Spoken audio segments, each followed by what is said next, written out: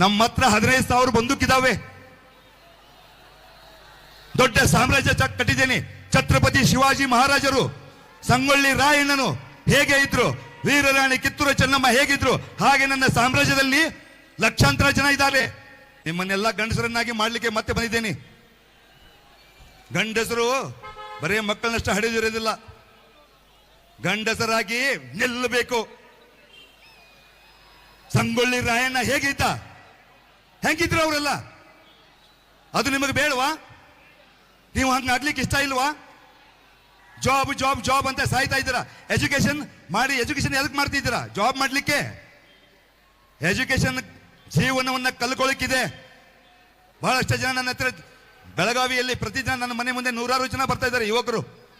ನಮಗೆ ಜಾಬ್ ಬೇಕು, ಕಷ್ಟದಲ್ಲಿದ್ದೇವೆ, ಮನೆ ನಡೀತಾ ಇಲ್ಲ, ತಂದೆ ತಾಯಿಗೆ ಸರಿಯಾಗಿ ನೋಡ್ಕೊಳ್ಳಿಕ್ಕೆ ಆಗ್ತಾ ಇಲ್ಲ, ಯಾರು ಸಹಾಯ ಮಾಡ್ತಾ ಇಲ್ಲ ಅಂತ ನನ್ನ ಹತ್ರ ಬರ್ತಾ ಇದ್ದಾರೆ.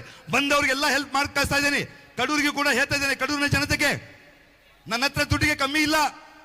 ನಿಮ್ಮೆಲ್ಲರಿಗೂ ದುಡ್ಡನ್ನು ಹಂಚೋದಕ್ಕೆ ಅವಶ್ಯ ಇಟ್ಕೊಂಡಿದ್ದೇನೆ ನಾನು. ನಿಮ್ಮ ಕಷ್ಟದಲ್ಲಿ ನಾನು ಭಾಗಿಯಾಗಬಲ್ಲೆ, ನಿಮಗೆಲ್ಲ ಸಹಾಯ ಮಾಡಬಲ್ಲೆ. ನನ್ನ ಆವಾಜ್ ಯಾರ ಕಿವಿ ಬೀಳುತ್ತೆ, ಯಾರ ಹೃದಯಕ್ಕೆ ಹೋಗುತ್ತೆ, ಅವರು ಶ್ರೀಮಂತರಾಗ್ತಾರೆ, ಹೃದಯವಂತರಾಗ್ತಾರೆ, ಸುಂದರವಾಗಿ ಆಗ್ತಾರೆ. ಕೇಳಿಸ್ಕೊಂಡವರು ಮಾತ್ರ, ಕೇಳಿಸ್ಕೊಳ್ಳಿಲ್ಲ ಅಂತಂದ್ರೆ ಸರ್ವನಾಶವಾಗಿ ಹೋಗ್ತಾರೆ.